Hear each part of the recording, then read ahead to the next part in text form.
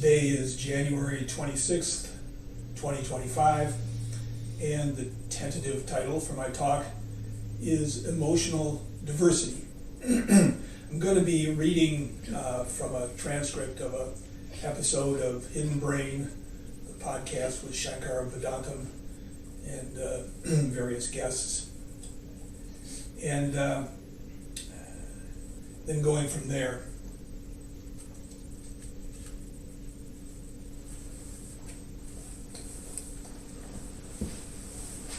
Title of the podcast is from a series called Emotions 2.0, whatever that's supposed to mean. And the title is What's Better Than Being Happy? And here he's interviewing a researcher named Jordi Koybach. Say a little more about him. But Shankar kicks off the podcast talking about a plague that hit the vineyards of France in 1863. The roots and leaves of the grapevines there were being attacked by some sort of sap-sucking insect, and thousands of acres were destroyed. And the reason why it was so destructive, of course, was that the vineyards were planted with only one variety. It was a monoculture. A single species of grape that didn't have a resistance to these insects. So it was almost the destruction of French winemaking. But what was done, many people may know about this, there were grapevines in the United States which were completely resistant or very resistant to this particular insect. And they grafted the French vines onto the roots of the American vines. So our crappy Niagara grape ended up saving all the fancy French European grapes.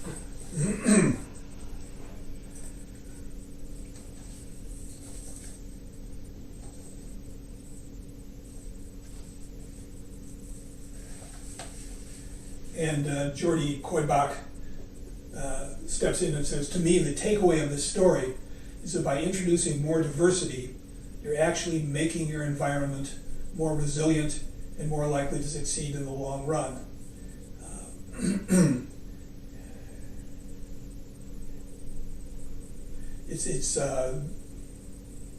It's kind of a genius idea on this guy's part, I think, to apply this idea from ecology to our emotional life. And of course, what we see in agricultural ecology has already been applied to human health, to our microbiome. Used to be you just get antibiotics and nuke the bad guys, and of course that ends up with all kinds of problems and opportunistic infections. And now there's an understanding, most people are aware of this, that to have variety in your gut, many different kinds of bacteria in some sort of balance, which they find on their own. There's no doctor deciding there's going to be 15% of this and 7% of that. Coming to some sort of balance, we're healthier, works better. Really extends through everything. Every time we step in there with our problem-solving right brain and try to lay things out, it goes awry. You can see it in Soviet Union, the whole disaster of central planning and the resulting damage to their economy.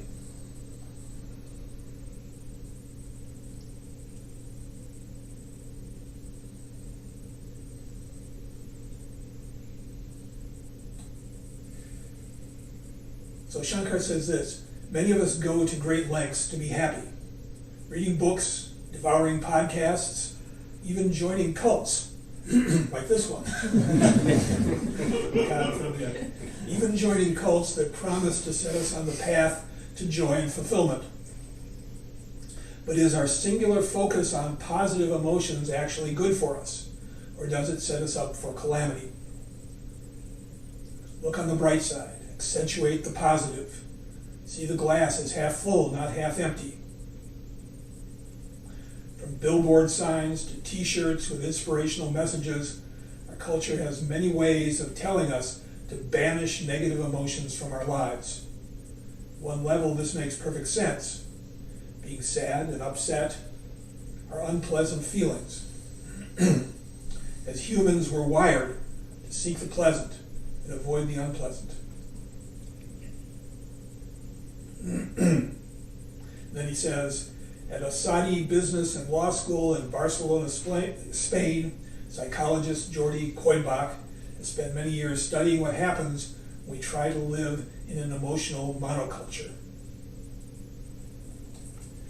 And as Shankar often does in these podcasts, he begins by asking Jordi about personal experience and sort of reflects on this.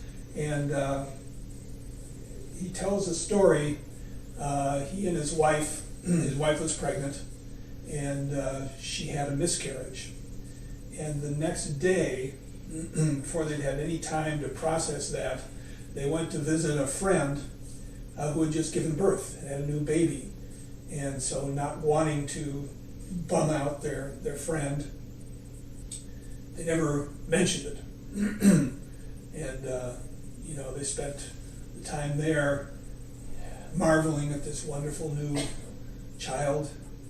It's, of course, a new baby. There's nothing more amazing.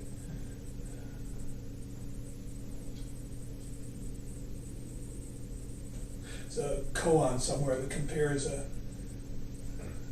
new baby to a ball bouncing along the surface of a stream, just so responsive and open and unplanned.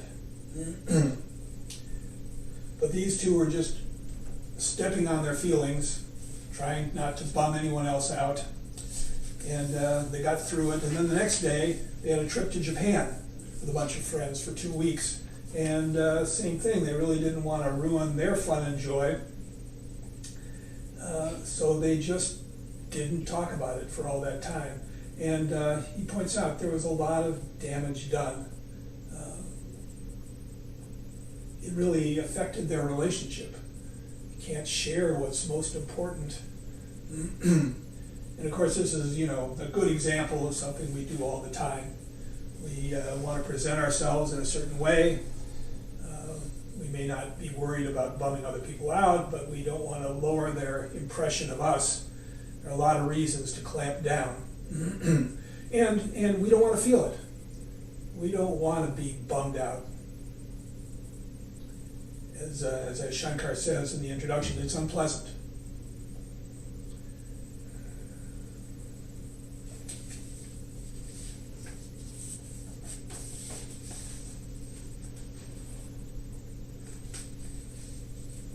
Goes on and tells some other stories, having a friend who was dumped by someone and how he tried to cheer him up by telling him, oh, it's going to be okay, she'll probably come back, and just failing to really meet him where he was, and as a result, really not doing any good whatsoever. And that's something we've talked about before. When you're talking with someone who's had some sort of loss, whatever it is, trying to cheer them up that's your agenda. Very often the motivation is just wanting them to stop upsetting you. Would you please feel good so that I can feel good? Or would you feel numb so I can feel numb? It's some of the most good you can do for anyone is just taking in what they're showing you. Not going into fix-it mode immediately. Maybe an opportunity to make a suggestion. Some things can be very helpful, taking some kind of break or picking yourself back up, but that's not a good way to lead.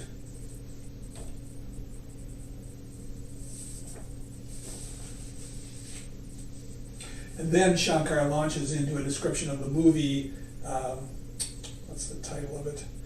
The Eternal Sunshine of the Spotless Mind. I don't know how many people have seen that. It stars Jim Carrey and Kate Winslet. And the plot is that Jim Carrey has been dumped by Kate, I guess, and he hears an ad for a service where they can erase your memory. Just take it right out. And so he goes for that. And as Schenker says, a lot of us would be tempted to go for their patented non-surgical procedure to rid you of painful memories and allow you a new and lasting peace of mind you'd never imagined possible.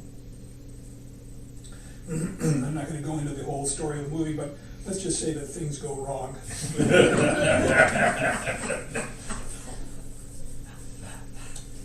But Jordy Quoteback points out that in everyday life, we do this sort of thing all the time. We drink too much because we don't want to feel anxiety or sadness.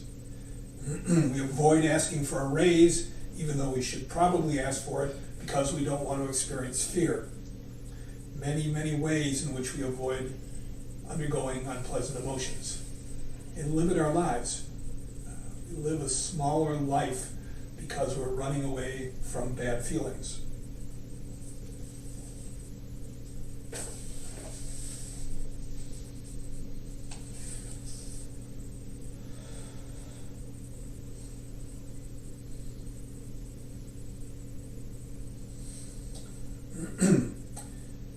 So to quote Shankar here, psychologist Jordy Quoteback studies what happens when we stop trying to keep unhappiness from entering our lives. He says, Jordy, farmers and ecologists have long known about the value of biodiversity in nature. I understand that you have borrowed this concept from biology and applied it to the study of human emotion. Tell me about the idea of emotional diversity. And he goes on to describe a bunch of studies that they've done. And one thing they did, which was kind of clever, was they interviewed people, I think this was in Belgium, and asked them about their emotional life, what sort of emotions they had. And some people, of course, can name quite a few, and other people not so much. And then looking at Belgian Social Security data, they found out what the health results were for all these various people, their mortality, their hospitalization, average consumption of drugs and prescriptions, number of days in a hospital. So this was actually, for these kinds of studies, this is kind of good data. This is not asking the people to describe, I'm happy, I'm not happy, here's a scale from 1 to 10, I'm this smiley face. That's all kind of fraught because people tend to not know how they feel. We can relate to that. But here they could see quite clearly that those people who had a wider variety of emotional states, including negative ones, did much better than those who did not. And even among the positive emotions or the negative emotions, having variety within those. So negative emotions, you might feel fear, you might feel anger.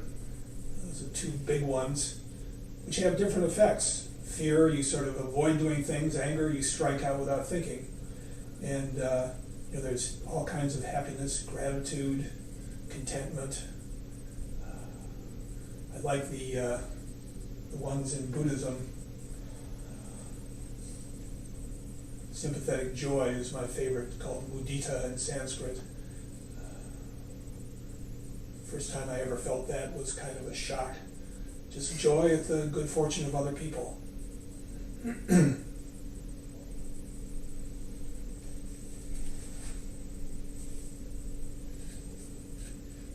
So they did a number of other experiments too. I don't want to get into too much into the details, but they would question people, some people at more length about their emotions and feelings. This was in the context of making some sort of decision. And other people, they would just ask for one emotion and leave it at that. And then they came back to them some weeks later, see how it was sitting with them, what they felt about their decision. And the ones who had more emotional variety were happier with what they had chosen. So it seems pretty good indication that it actually makes a difference.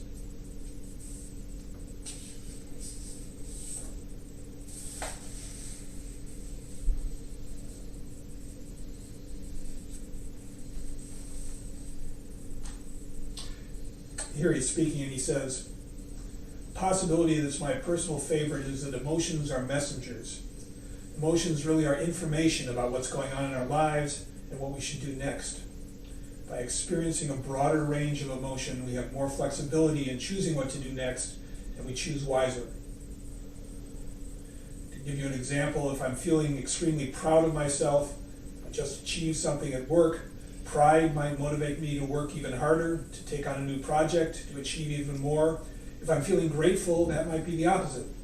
When I give the credit to other people, my gratitude might motivate me to express my thanks to them. In both cases, if I have only one emotion, I might work myself too hard and exhaust myself down the line, or I might always sort of put myself in the background, never have a chance to maybe take the lead on a project.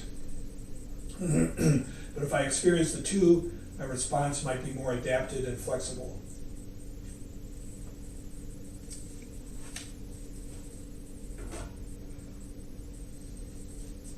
And Shankar runs with that, the metaphor of emotions as messengers. He says, I'm thinking about somebody who might be president or a prime minister sitting in their office. Messengers are coming to you from different parts of your country with messages about what's happening in your country. But you're the kind of president or prime minister who doesn't want to hear negative news. So you kill all of those messengers. And you only listen to the people who are telling you how great everything is. Thus, you're blindsided to problems that you're having in your country.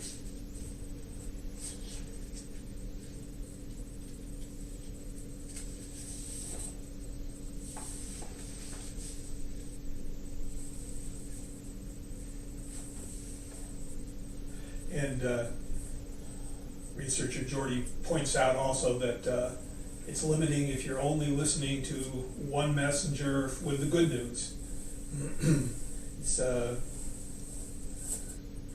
variety in every flavor. Lots of different kinds of good news, lots of different kinds of bad news, a big mix, sort of like what's in our gut.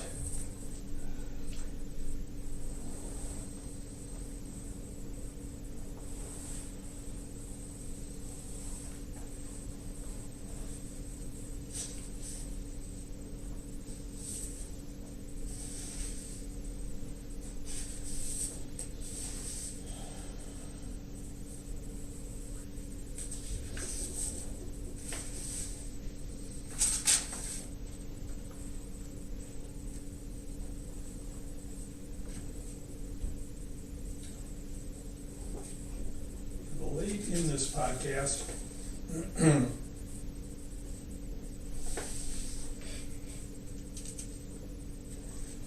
which is way longer than anything we can do today.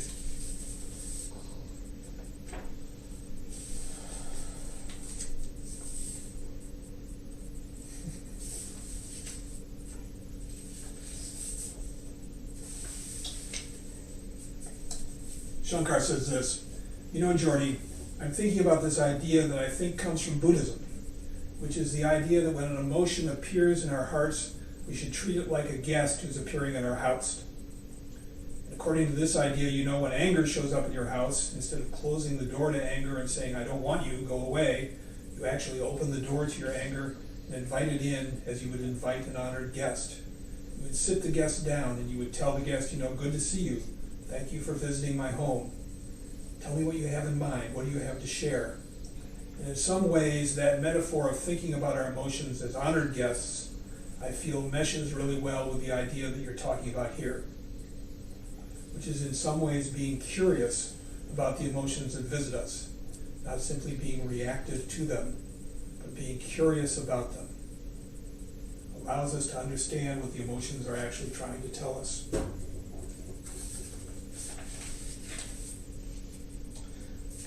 I'm not sure if that comes from Buddhism, but it certainly comes from Rumi, the Sufi poet. This is a poem of his. This being human is a guest house. Every morning a new arrival, a joy, a depression, a meanness. Some momentary awareness comes as an unexpected visitor. Welcome and entertain them all. Even if they're a crowd of sorrows who violently sweep your house empty of its furniture, still treat each guest honorably. He may be clearing you out for some new delight. The dark thought, the shame, the malice, meet them at the door laughing and invite them in. Be grateful for whoever comes because each has been sent as a guide from beyond.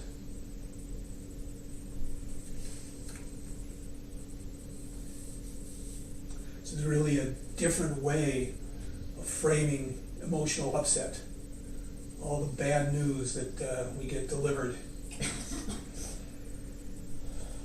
It's all good. It's all useful. As Roshi Kapleau used to say, it's all grist for the mill. But it requires a change in our orientation. Instead of being transactional, instead of looking for emotions to make us feel better, it's being curious about them. Why? What is this like? One of the best things you can do with any strong emotion is to feel it in the body. There are two ways you can go, can't you? There's a story probably connected with that emotion, and you can jump into that, start problem solving, or start complaining, start blaming, or you can just feel what it feels like. Anger is, of course, the good one. If you're angry, it's in your body. It's right there. And it's amazing because when you just take an interest, when you no longer have an agenda, got to get this to stop, can't show this to anyone. If you're just okay with being aware of it, everything changes. There's a little thing that one of the Thai forest teachers, Ajahn Sumedho, said, awareness is your refuge. Awareness of the changingness of feelings, of attitudes, of moods, of material change and emotional change.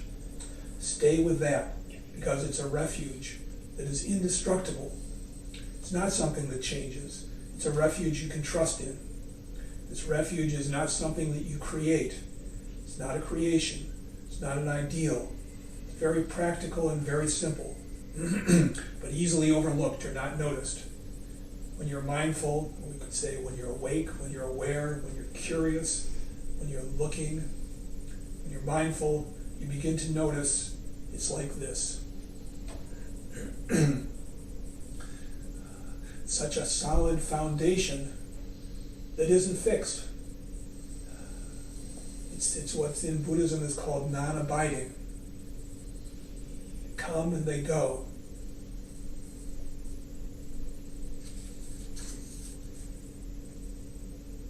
People think that when you're in the midst of it, when you're in the midst of a depression or suffering from some insult or whatever, it feels like it's going to last forever. There's a woman, Jill Bolte Taylor, a doctor, who had a stroke that pretty much took out the right side of her brain, her executive functioning, and she learned a lot. She survived and she's recovered, but at least to a great extent. And she says this about how emotions last. When a person has a reaction to something in their environment, there's a 90-second chemical process that happens in the body. We'll assume that's approximate. After that, any remaining emotional response is just the person choosing to stay in that emotional loop. Something happens in the external world and chemicals are flushed through your body, which puts it on full alert. For those chemicals to totally flush out of the body takes less than 90 seconds. That means that for 90 seconds you can watch the process happening, you can feel it happening, then you can watch it go away. After that, if you continue to feel fear, anger, and so on, you need to look at the thoughts that you're thinking. that are re-stimulating the circuitry that is resulting in you having this physiological response over and over again.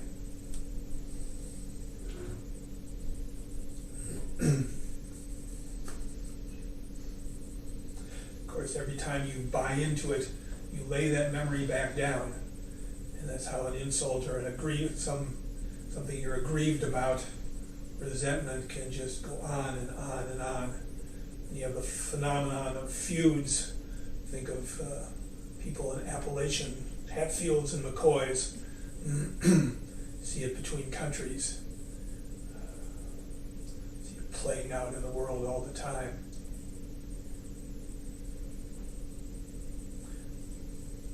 They say in Alcoholics Anonymous, why would you want to let someone live rent-free in your head? Yet many of us do that.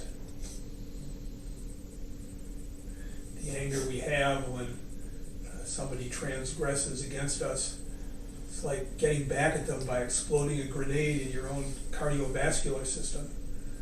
That'll show them. I'll have a heart attack.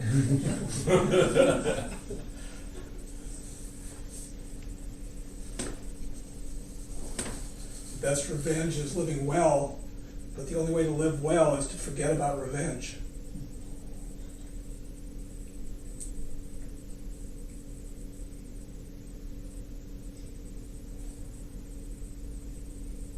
Another kind of diversity that's related to this is just having different friends, mixing with lots of different people. Some who are cynical, some who are so sweet. As someone I know once said, you could dump a 5-gallon bucket of sugar over their head and they wouldn't be any sweeter. It's wonderful. Everybody is different. Coming to appreciate that. Not looking at people with acquisitive eyes or with fearful eyes, but with open eyes. It's really something that we develop in practice. It seems remarkable that by sitting on a cushion facing a wall, attending to the breath or to some other simple, direct practice can change so much in our lives. But really it's the lost art, the art of looking directly, the art of disidentifying with things.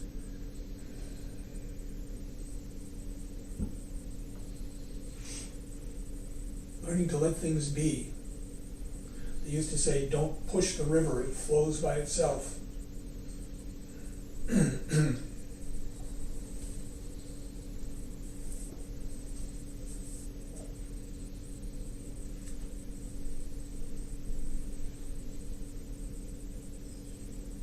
want to read something from a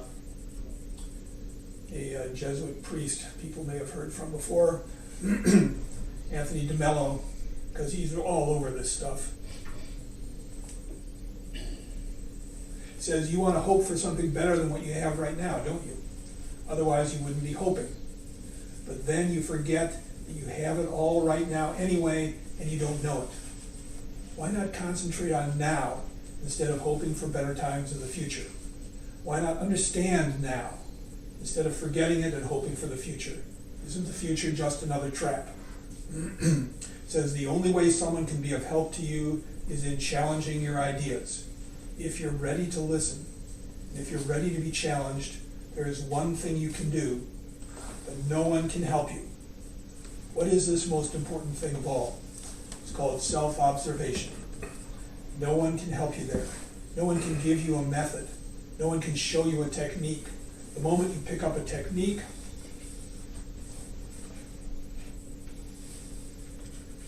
you're programmed again. But self-observation, watching yourself, is important. It's not the same as self-absorption. Self-absorption is self-preoccupation, where you're concerned about yourself, worried about yourself. And I would add, it's also not control. You're not trying to change anything. It says, I'm talking about self Observation. What's that? It means to watch everything in you and around you as far as possible, and watch it as if it were happening to someone else. What does that last sentence mean? It means you don't personalize what is happening to you. It means you look at things as if you have no connection with them whatsoever. You take out the worry about where will this go, where will this lead. Just trust. It really requires being willing to trust. Gonna be okay. You can take it. You can take in a little bit of negative information without spinning off the rails. You can even take in positive information. It's possible to be praised and not get thrown. Not sure which one is harder. Probably criticism. He says the reason you suffer from your depression and your anxieties is that you identify with them. You say, I'm depressed, but that is false. You are not depressed. If you want to be accurate, you might say, I am experiencing a depression right now, but you can hardly say, I am depressed. You're not your depression. That's but a strange kind of trick of the mind, strange kind of illusion. You have deluded yourself into thinking, though you are not aware of it, that you are your depression, that you are your anxiety, that you are your joy or the thrills you have. I'm delighted. You certainly are not delighted. Delight may be in you right now, but wait around. It will change. It won't last. It never lasts. It keeps changing. It's always changing. It's interesting for a teacher, especially in sesshin, people come in certain states of mind, and they're just convinced that they're locked in. That's it now. Now I understand. So, well, this too shall pass. It's a nice message to give them when they're feeling lousy, but sometimes you have to say. And, lo and behold, they come back, and sure enough, don't know where that went.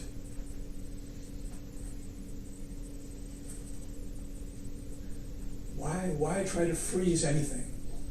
There's this dance going on, and gradually we learn to tune into it. We learn to dance. When you do, there's a different kind of happiness. Some people call it joy. Just being with the flow, moving on to the next thing. We begin to feel lighter. Not happy all the time, but lighter. This sucks, but it's okay.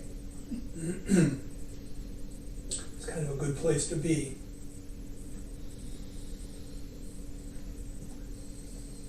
Bella says, it won't last, it never lasts, it keeps changing. It's always changing.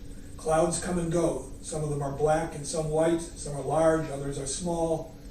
If we want to follow the analogy, you could be the sky, observing the clouds. You're a passive, detached observer. That's shocking, particularly to someone in the Western culture. You're not interfering. Don't interfere. Don't fix anything. Watch. Observe. The trouble with people is they're busy fixing things they don't even understand. We're always fixing things, aren't we? Never strikes us that things don't need to be fixed. They really don't. This is a great illumination. They need to be understood. If you understood them, they changed.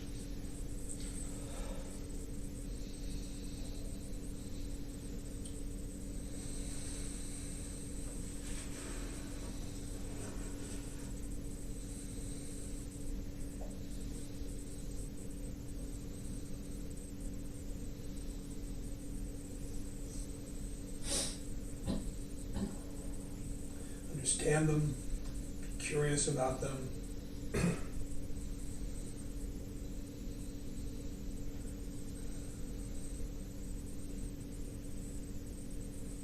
So many different ways to react to the information that emotions bring to us. I was talking with Roshi once, Bodhin Roshi, and he told me that it wasn't until he had been with his wife, Angela, who's a therapist, good marriage for him, that he discovered that the sensation that he interpreted as excitement, most people felt as anxiety. Sort of tells you something about Roshi. The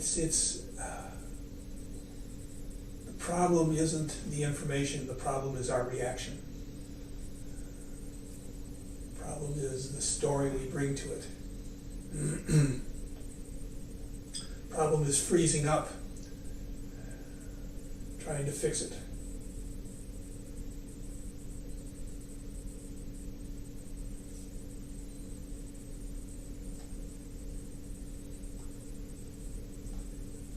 There's a kind of therapy I've talked about before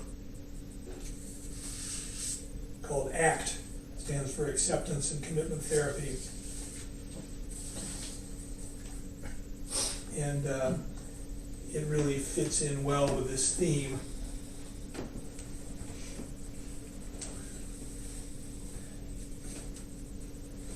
I'm going to read a little bit from an interview. I'm not sure who the interviewer was. Nice if I had that written down. Yeah. But the interviewee, the person interviewed, is Stephen Hayes, one of the, I guess, leading lights of ACT therapy. And he had recently written a book called Get Out of Your Mind and Into Your Life. And I guess it was doing well on the bestseller list, and some articles were written about it, and the headlines said that he was saying that happiness isn't normal.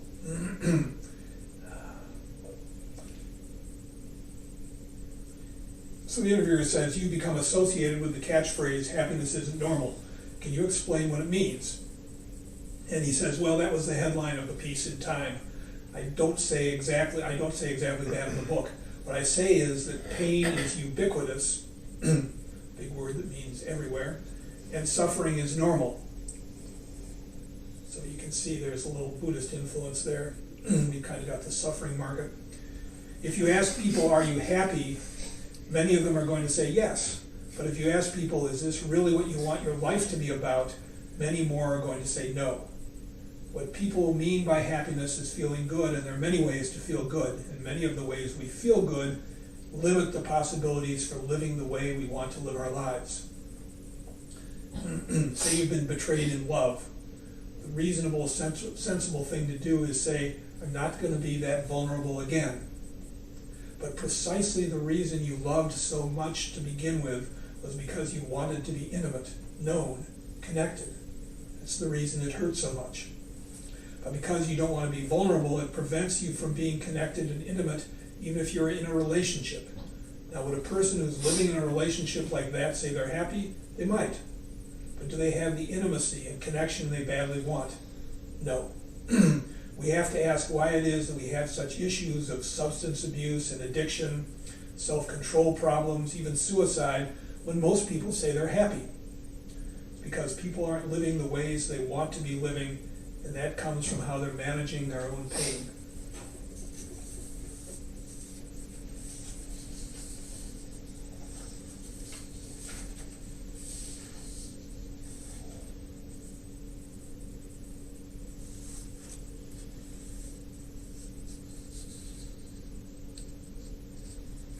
The interviewer sort of pushes whether this is sort of like religious fasting. Basically, you're going to go in, you're going to sit with your pain. Is this some kind of self-inflicted punishment? What's the line between sitting with pain and masochism? And Stephen Hayes says, well, it's also not healthy to say, to hell with your fear, leap off a tall building and see if the parachute opens up, you big sissy. A classic example of repressing your feelings in the interest of bearing up under pain is the military. You want to see spousal abuse and alcoholism?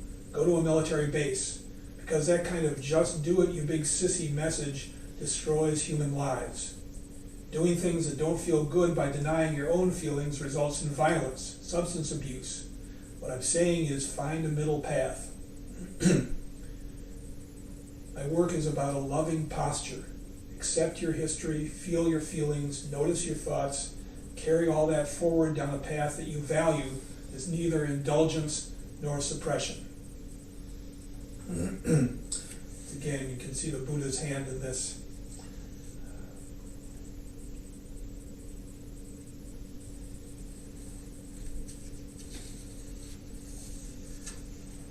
The researcher also asks, can you explain how your approach differs from cognitive therapy?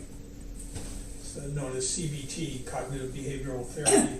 This ACT and other types are a so-called third wave, sort of a spin-off from CBT. He says most forms of empirically supported therapy, that's the interesting things about all these kinds of therapies, is actually they've been tested to see if they make a difference.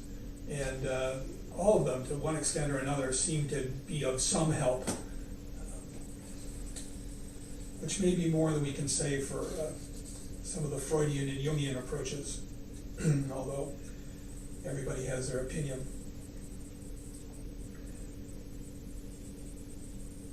Most forms of empirically supported therapy have bought into the idea that the real problem in behavioral health is the presence of private events that are negative. Specifically with regard to cognitive therapy, which for 30 years has been ascended in the field, the idea has been that you should monitor, detect, challenge, and change your negative thoughts. That when you do that, you'll live better. But in a couple of recent randomized trials, that theory was shown to be not true. I don't know what the studies are or how definitive they are. But he's saying the radical difference here is that instead of a sequence in which you get your thoughts and feelings lined up and then live better, I'm saying to live better now. Carry your thoughts and feelings with you. Accept your feelings, disentangle yourself from your mind, connect with your values, show up in this moment, get your feet moving in accordance with your values. It helps an amazingly broad array of problems, from chronic pain and epilepsy to doing well at work, anxiety, depression, and substance abuse.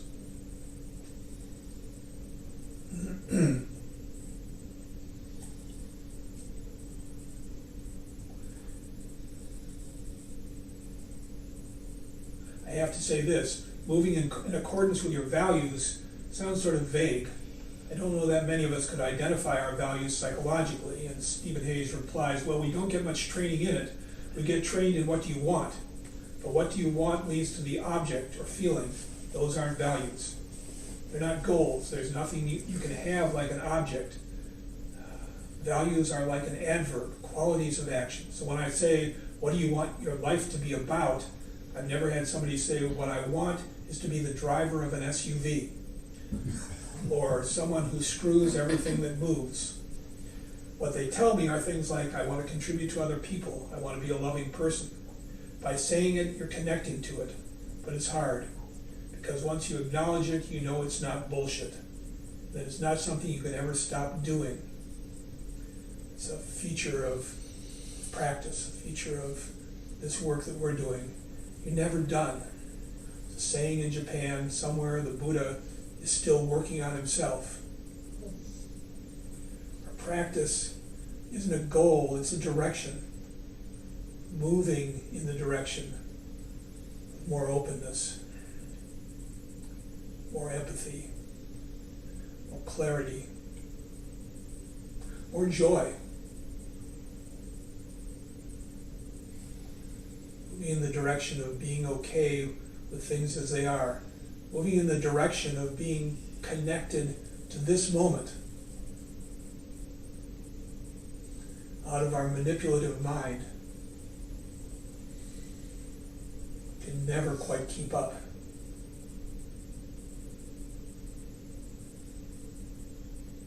It's learning gradually to live better. It isn't a fast process. There can be things that happen very quickly. The mind can change with a flash, but if you look at most people, it's a gradual process. walking through the mist and getting wet.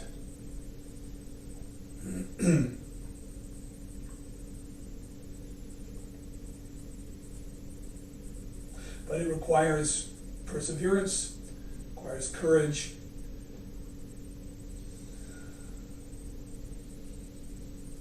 requires the willingness to do things, to try different things, to work differently, to be able to see when you're butting up against the same problem again and again. Another AA saying is, when you keep walking into the same wall, try turning left or turning right. Don't try harder, try different.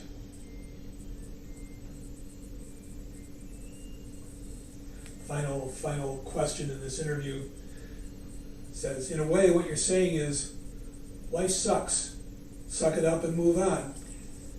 And he says, well, life is painful, yeah. The first sentence of this book is, people suffer. There is a base level of pain. For example, knowing you're going to die. So yes, life includes a big chunk of pain, and it includes a big chunk of living. But if you're not willing to have the pain, you're not going to get the living.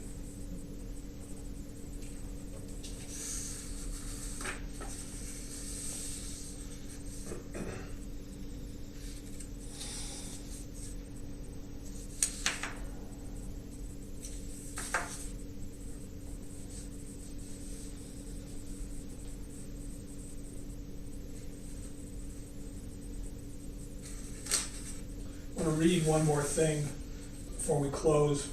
This is from Pema Chodron, Vajrayana teacher, has a monastery up in Nova Scotia.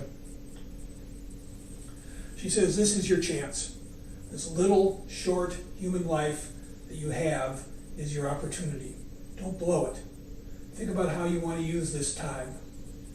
Meditation is a patient process of knowing that gradually, over time, these habits are dissolving. We don't actually get rid of anything.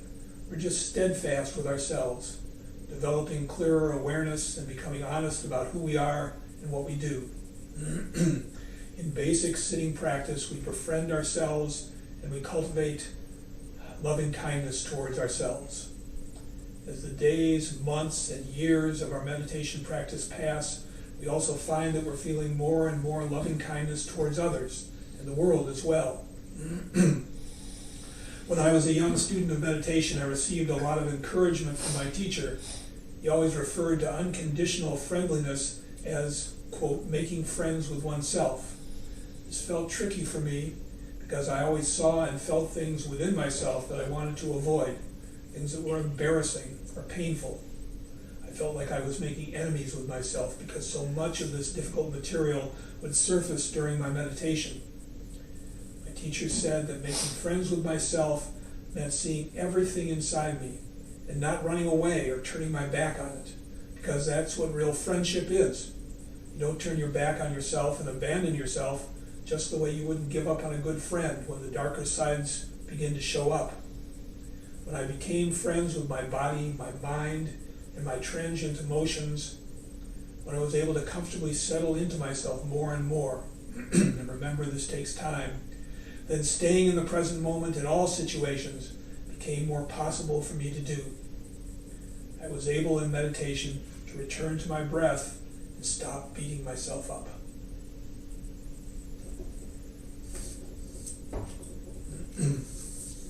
So let's stop there and we'll recite the 4 vows.